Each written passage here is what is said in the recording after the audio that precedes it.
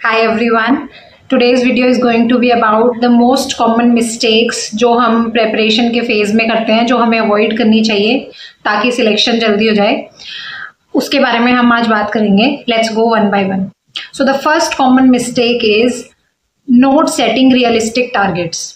अभी जब नए नए हम इस प्रिपरेशन में आते हैं तो बच्चे क्या करते हैं कि शेड्यूल हम बनाते हैं और उस शेड्यूल में हम 12 घंटे 14 घंटे पढ़ाई के ऐड कर लेते हैं. लाइक 10 मिनट्स का भी टाइम बाउंड स्ट्रक्चर हम शेड्यूल में बनाते हैं जो पॉसिबल नहीं हो पाता. तो वो टाइम टेबल फिर फॉलो नहीं होता. फिर हम अगले मंडे का वेट करते हैं, उससे पढ़ाई स्टार्ट करेंगे. This should not happen.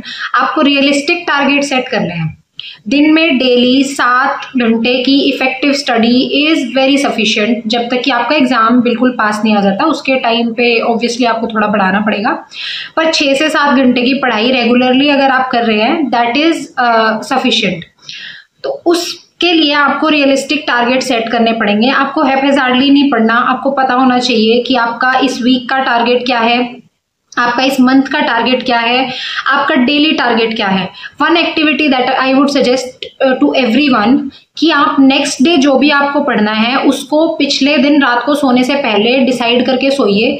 या आप 4-5 दिन करके देखिए. You will notice the difference आपकी स्टडी. बिकॉज सुबह सुबह जाते ही आपके पास एक टारगेट होगा, एक टास्क होगा. टाइम बाउंड स्ट्रक्चर में आप पढ़ाई करेंगे और बहुत ही इफेक्टिव पढ़ाई होती है इस तरीके से. सो आई वुड सजेस्ट कि नेक्स्ट डे का टारगेट आप पिछली रात को करके सोइए और ऐसे ही आपके पास एक वीकली टाइम टेबल और एक मंथली टारगेट आपके पास होना चाहिए. इसी को बोलते हैं प्लान्ड तरीके से पढ़ना. और यही सिलेक्शन की प्रोसेस को बहुत, आपके इस टाइम को बहुत ही कम कर देगा और बहुत जल्दी सिलेक्शन आप ले पाएंगे. So the second mistake is not knowing about the exam. ऐसा बोला जाता है कि when you are if you have to go to the battlefield, you should know about the enemy first. आपको पता होना चाहिए, you have to know about the exam first, कि आप क्या करने जा रहे हैं, उस एग्जाम में क्या आता है. इसके लिए आपको सिलेबस एनालाइज करना, प्रीवियस ईयर पेपर्स एनालाइज करना, ये चीज़ें बहुत ज़रूरी हैं. हम क्या करते हैं, हम सीधा पढ़ना स्टार्ट कर देते हैं. ओके, आज से हमने प्रेपरेशन स्टार्ट की तो हमने सीधे बुक्स उठाई और पढ़ना स्टार्ट.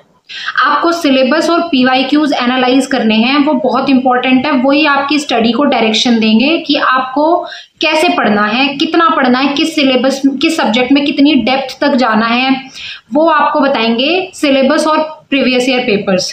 तो उनको एनालाइज करके पढ़ाई करनी इज़ वेरी इंपॉर्टेंट. तो पेपर का पैटर्न एनालाइज करना और उसको कैसे टाइम उसमें अलॉट होगा, कितना हमें पढ़ना है, वो चीज़ें टाइम टू टाइम एनालाइज करना बहुत इंपॉर्टेंट है. और ये चीज़ें जनरली हम मिस कर देते हैं. हम बस पढ़ते पढ़ते रह जाते हैं. और एग्जाम ओरिएंटेड पढ़ाई तभी होती है जब आप पेपर को एनालाइज करते हैं. Okay, the third most common mistake is not maintaining consistency in the studies.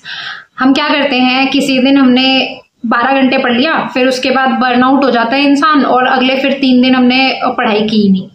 ऐसे काम नहीं चलता. You have to be regular, you have to be disciplined if you want to clear this exam in time. आपको अगर 5 year plan बनाना है, that is a different game altogether. But अगर आपको ये एग्जाम एक लिमिटेड टाइम फ्रेम में clear करना है, उसके लिए आपको कंसिस्टेंसी मेंटेन करनी पड़ेगी. You have to be regular. लंबे ब्रेक्स लेने और किसी दिन कितना पढ़ना, किसी दिन कितना पढ़ना, ये चीज़ों से प्रॉब्लम हो जाती है. और one thing I would suggest कि पढ़ाई कभी भी मोटिवेशन से नहीं होती है. हम बहुत बार मोटिवेशनल वीडियोस देख लेते हैं, सारी चीज़ें हैं, पर उससे आप सिर्फ 2-3 घंटे मोटिवेटेड रहेंगे और पढ़ लेंगे. बट जो एक्चुअल पढ़ाई होती है, that is because of the discipline that you maintain in your daily life. आपको डिसिप्लिन मेंटेन करना पड़ेगा. If you have to start studying at 9 AM, then you should set at 9 AM sharp. आपको उसके लिए कोई मोटिवेट, चाहे मन करे चाहे नहीं करे, if you have to study, you have to study 6 hours 7 hours every day.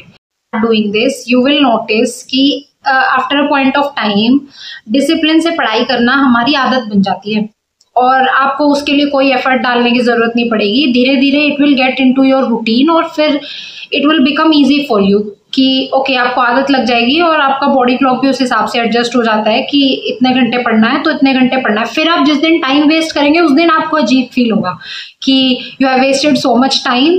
तो वो आदत बन जाती है बॉडी की.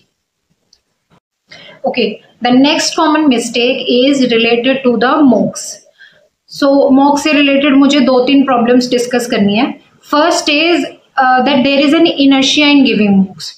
सेकेंड इज कि हम मॉक्स को ओवरडू कर देते हैं. और थर्ड इज कि हम सेक्शनल मॉक्स नहीं देते. Let's talk one by one. पहला है इनर्शिया इन गिविंग मॉक्स. ये उन बच्चों के साथ जनरली होता है जो परफेक्शन की तरफ भागते हैं. I was one of them कि पूरा हो जाएगा तब आई विल गिव मॉक. वो कभी पूरा नहीं होता, कभी कंप्लीशन की फीलिंग नहीं आती एग्जाम में, और आप फिर मॉक स्टार्ट करेंगे ही नहीं, और वो एंड टाइम तक, एग्जाम टाइम तक चीज़ें बची रह जाती हैं, और उसके बाद फिर वो पेपर की ना स्पीड डेवलप हो पाती है टेस्ट अटेम्प्ट करने की, और पेपर छूटता है. जनरली ऐसा होता है. तो आपको एग्जैक्टली मॉक्स देना स्टार्ट करना कब है? आपको मॉक्स देना स्टार्ट जब करना है जब आपका 70 to 80% सिलेबस कंप्लीट हो जाता है, तो आपको मॉक्स लगाने स्टार्ट कर देना है. अब मॉक्स बहुत जल्दी भी स्टार्ट नहीं करने कि आपका सिलेबस तो 20% हुआ है और आपने मॉक्स लगाने स्टार्ट कर दिए, फिर मार्क्स नहीं आएंगे, अंडर कॉन्फिडेंट फील होगा, पढ़ाई में मन नहीं लगेगा. तो द स्वीट स्पॉट इज जब आपका 70 to 80% सिलेबस कंप्लीट हो जाए, उस टाइम पे आपको मॉक्स लगाने स्टार्ट कर देने चाहिए. द नेक्स्ट चीज जो मैं डिस्कस करना चाहती हूँ वो है about sectional मॉक्स. I cannot stress more. Sectional mocks are the most important thing in SSC exams preparation. उसमें भी मैथ्स और रीजनिंग में मैं इसको ज़्यादा स्पेसिफाई करके बोलूँगी. आपको सेक्शनल मॉक्स लगाने बहुत ही इम्पॉर्टेंट है, क्योंकि सेक्शनल मॉक्स से एक तो आपके सारे चैप्टर्स एक साथ में रिवाइज होते हैं, first thing, and second thing is आपकी स्पीड डेवलप नहीं होगी अगर आप सेक्शनल मॉक्स नहीं लगाओगे. और ये प्रॉब्लम मेरे साथ थी. मैंने सेक्शनल मॉक्स बहुत अवॉइड किए हैं और उसकी वजह से आई सफर्ड बिकॉज मेरा पेपर छूटता था. और फिर वही है, फिर आपको इससे बड़ा गिल्ट नहीं हो सकता कि अगर आपको क्वेश्चंस आते हैं और वो छूट जाते हैं. तो सेक्शनल मॉक्स से आपकी स्पीड डेवलप होती है. और PYQ जो चैप्टर वाइज PYQs है वो तो आप करेंगे ही साइड बाय साइड, और 70 to 80% सिलेबस खत्म होने के बाद आपको मॉक्स लगाने स्टार्ट कर देना, प्लस आपको सेक्शनल मॉक्स भी साथ के साथ देने हैं. So this was about mocks. Next common mistake is not analyzing the mocks.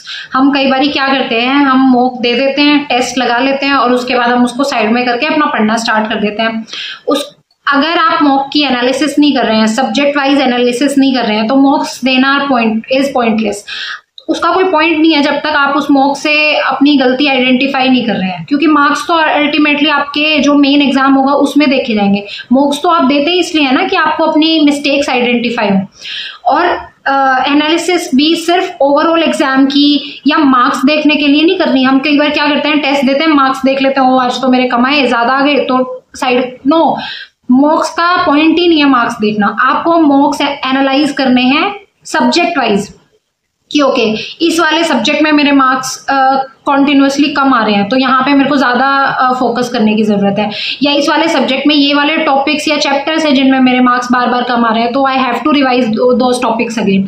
तो आपको ये चीज़ आइडेंटिफाई करनी है कि आपके मॉक्स में मार्क्स कहाँ कट रहे हैं. इस तरह से मॉक्स की एनालिसिस करनी है. That is very important. The next mistake is कि कई बार हमारा एरिया ऑफ फोकस ही गलत होता है. फॉर एग्जाम्पल, कई बार हम नोट मेकिंग करते हैं और मैंने देखा है जो जनरल ल्यूसेंट में चीज़ें लिखी हुई हैं वो बच्चे पूरा नोट मेकिंग करते रहते हैं. दैट इज़ कम्प्लीटली रॉन्ग यार. वो बुक बनाई गई है so that you can take help from it. Note making is important, but वो हर टॉपिक में नोट मेकिंग नहीं करनी होती है. देर आर स्पेसिफिक टॉपिक्स जो आप बार बार भूल रहे हैं या जिनके नोट्स बुक्स में उतने अच्छे से नहीं दिए और आपको फील हो रहा है कि अगर मैं इसको एक पेज पे लिख लूंगा तो आई कैन रिवाइज बेटर और वो चीज़ मेरे को इजीली रिमेंबर रहेगी. उसके लिए आपको नोट मेकिंग करनी है. हर चीज अगर बुक है और आप फिर भी उसको हर चीज को कॉपी में उतारने लग गए तो what is the point of books. फिर बुक रीडिंग का पॉइंट ही क्या है.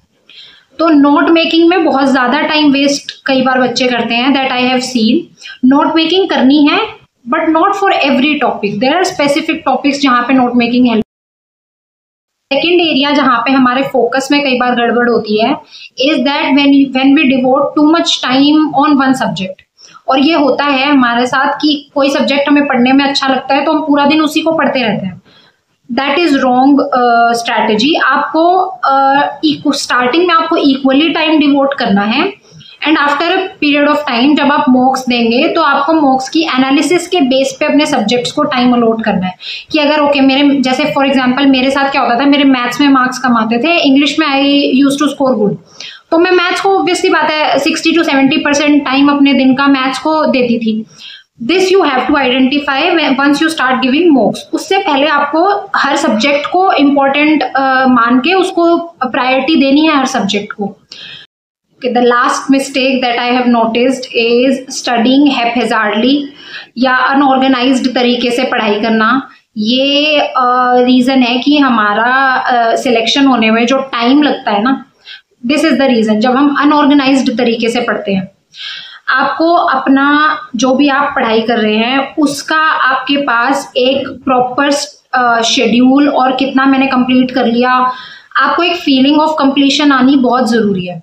आपके पास एक शीट होनी चाहिए जिसमें आप अगर एक चैप्टर कंप्लीट कर रहे हैं तो उसके आगे टिक लगा के, ये बिल्कुल बच्चों जैसा साउंड करेगा but it is very important. ये आपको एक मेंटल लेवल पे जो सेटिस्फेक्शन होता है ना, दैट यस जो मैं पढ़ रहा हूँ उसका मेरे को रिजल्ट दिख रहा है, कंप्लीटेड 60% सिलेबस, 70%, वो आपको कैसे पता चलेगा?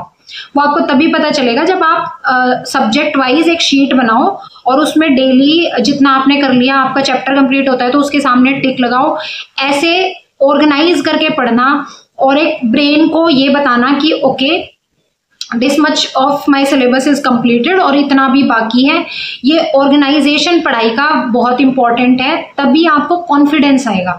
इसका सबसे अच्छा रिजल्ट आपको इस चीज में दिखेगा कि you will feel confident about your studies, और उससे आपका ऑब्वियसली आपका परफॉर्मेंस इंप्रूव होता है इफ यू फील कॉन्फिडेंट। अगर आप एक सब्जेक्ट, एक चैप्टर है उसमें से 3 बार उसके प्रीवियस ईयर्स में से और उसके वीडियोस में से गो थ्रू होंगे, obviously your brain feels confident ना कि okay this topic I have done 3 times। तो आपका कॉन्फिडेंस अच्छा करने में ये चीज़ it is very important.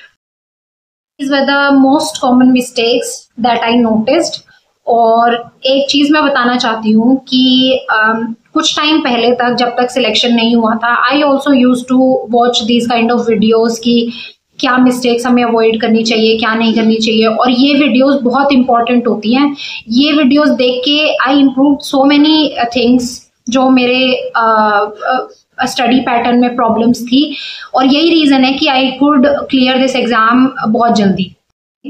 This was all from my side. If you still have any doubts, feel free to ask in the comment section. I would love to answer.